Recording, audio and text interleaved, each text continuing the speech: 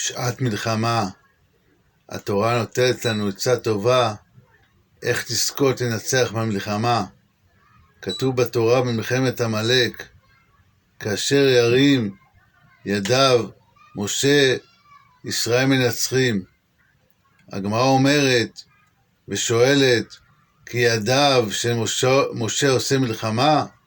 הרי הידיים לא עושים את המלחמה, החיילים עושים את המלחמה.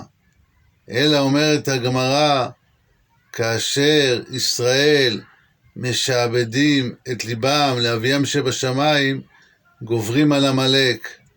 גם אנחנו נלחמים היום עם עמלק של ימינו, שזה חמאס ודאעש, זה עמלק. איך יודעים שזה עמלק? כי כל מי ששונא את ישראל בלי שום סיבה ורוצה להרוג ולטבוח, זה עמלק. אז אנחנו צריכים פשוט לשעבד את ליבנו לאבינו שבשמיים. איך עושים את זה? על ידי תפילה. תתפלל בנחת, דבר עם הבורא, תבקש עליך, על כלל ישראל, על החיילים, שיזכו לנצח בלי פצועים, בלי אבדות, בעזרת השם, בשורות טובות לכל עם ישראל. אמן.